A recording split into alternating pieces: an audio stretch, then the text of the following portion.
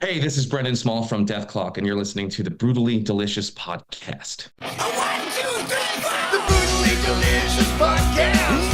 The Brutally Delicious Podcast.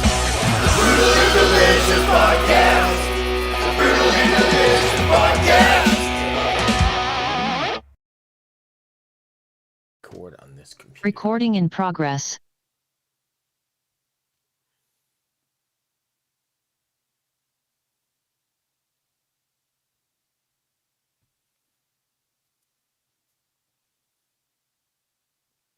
Hey, Brendan, how are you? Hey, how's it going? Good, how are you? Good to see you again. Good to see you again. How are you? I'm well, thank you. I talked to you. I'm sorry? How you been since last time I saw you? Good. Last time we talked, I think, was right about the beginning of Death 4, right? Or the Death album. Death album 4, yeah. I think that tour cycle. think so, yeah. Or that cycle. Anyway, you guys been Plus the movie and the soundtrack and all that stuff came out at once last fall, and we were about to go out on tour with BabyMetal and Jason Richardson, which we successfully did. It was really nice. So after it's all said and done, that was could you have imagined the response you guys were going to get? Because it was pretty overwhelming, right? To the whole thing after a brief delay or... It was, you know what? The Dethklok fans have always been really, really energetic and exciting. And we're always trying to, give them a really fun show and give them a really fun kind of roller coaster ride of emotions when you're out at a show. So so I think they were successfully entertained, and that was our goal. So they were really cool. It was really fun to do it. I mean, even with the record too, right? The response to it was, some people calling it one of the best metal records of the year. So could you have expected that response after being, away for the time you were away? It's really nice to hear people kind of responding to the record. Look, my world is a very small one, and it's really, I have a small team working on the movie with me. I have a small team working on the record with me, and we just kind of keep our heads down and work. And then every once in a while, we get to go out and show everybody what we've done. So it's always nice if anyone even pays attention to any of that stuff. And it's even nicer if they like it. So I think it's never expected, but it's always appreciated. So yeah, I'm very happy creatively, Sweet. So I know you guys are getting ready here in April, I guess a couple weeks out from the Mutilation on the Spring Night Tour. That's quite a lineup you got going on. Did you guys pick that for, I guess, comic relief? Because you've got a whole bunch of stuff on there, right? Well, yeah, I mean, the idea is, how do you pack a tour? I mean, it's always gonna be hard to beat kind of the BabyMetal tour, because they had a show that was just so much fun and then I thought, what can we do that could get anywhere close to the equivalent of that show? And I think having Dragon Force and Nekrogoblikon is really just, like, seriously, to me, that says fun. And if it's a really fun night out, I think. And also, again, I just love celebrating the electric guitar as much as I can. So having Jason Richardson on the first tour with BabyMetal and their amazing guitar players, this is one of those shows too. So I think there's gonna be a lot of crazy guitar antics going on all night. What does the band look like this time? Are Gene and Nilly still playing with you? Gene Nilly and Pete Griffin on bass on this one. So it's pretty much the same lineup as, Brian Beller would swap out with Pete on the last tour. And but it's identical like everybody else. Our crew looks pretty much the same, minus maybe one person who couldn't do it. But it really is a continuation of the BabyMetal tour. So what we're doing here is we're going to markets that we haven't gone to before. So our show is going to feel, it's giving it an opportunity to people that didn't get to see the first show to see this one. So it's going to be really cool. We have a couple new bells and whistles along the way, but it's going to be like it's going to be a little bit longer, a little bit more exciting, So that's what the plan is. Fair enough. So I know you just said, you work hard and you're glad when people take notice, and give you kudos. But what's it going to be like getting ready for it? This is a pretty long tour here, right? This is about a month long, little over a month. Well, how do you get prepared for that after being the guy who's inside all the time? Well, that last tour, it's really funny. And this is the way it's been with Metalocalypse. It's always a huge, it's just involving a musical aspect and involving a live component and a record component and all that stuff. really makes a TV show a little bit more complicated to make. So but this has kind of been what it's like for the whole Metalocalypse process. Usually I have my head down, I'm writing, I'm directing or producing, doing the voices, I'm doing all this other stuff. And then when everybody else gets to rest, I have to go on tour.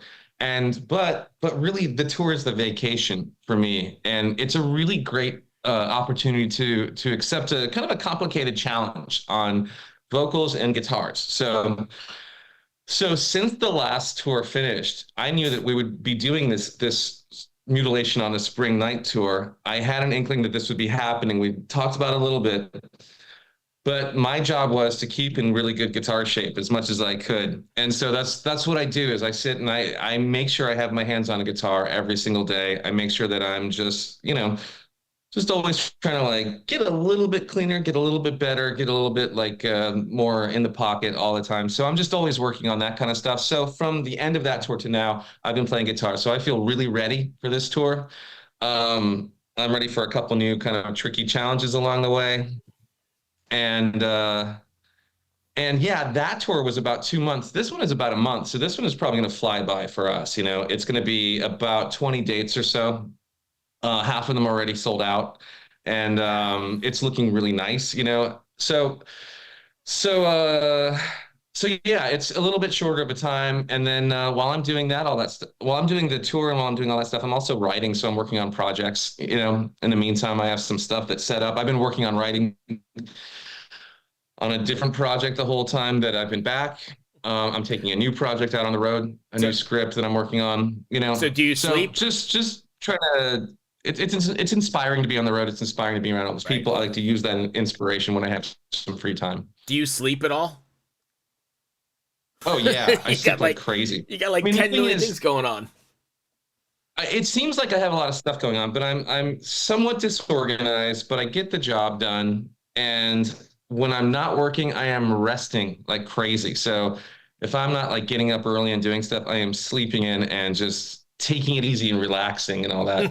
Because once you get on the road, you have to make sure you sleep enough. You have to make sure you're healthy, make sure you don't get sick, all that stuff. Take care of yourself, be healthy, all that. So I definitely sleep. It's as Brian Bellard told me, sleep on the road is a commodity.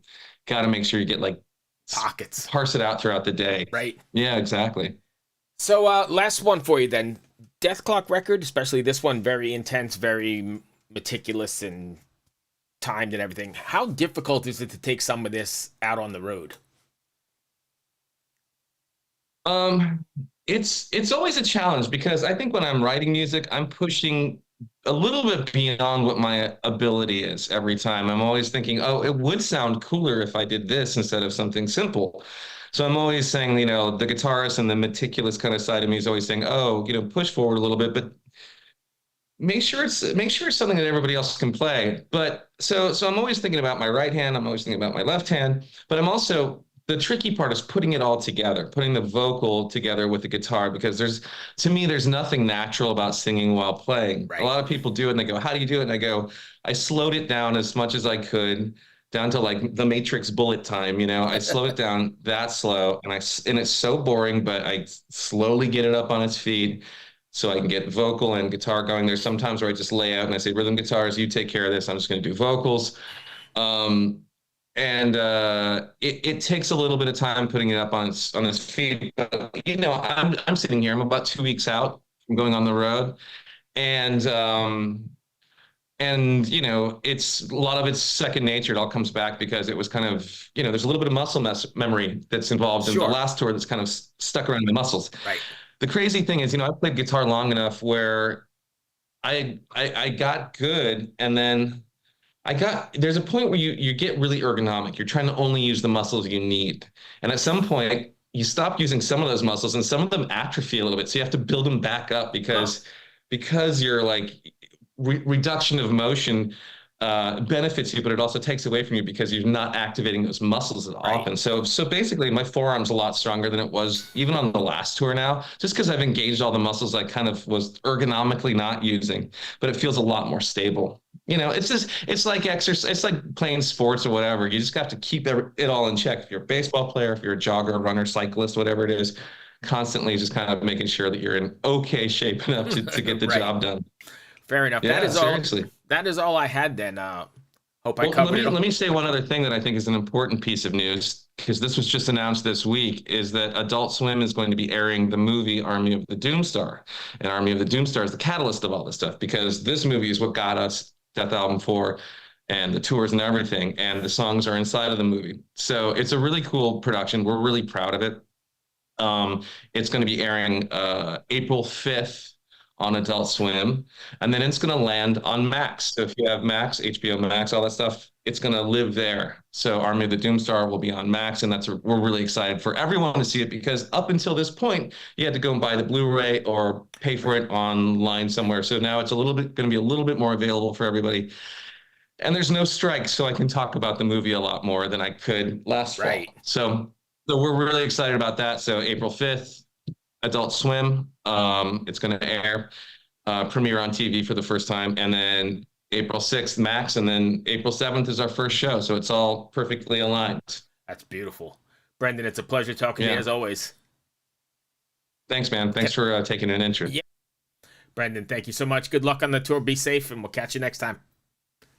Thanks, man. Cheers. Appreciate it. Bye. See ya.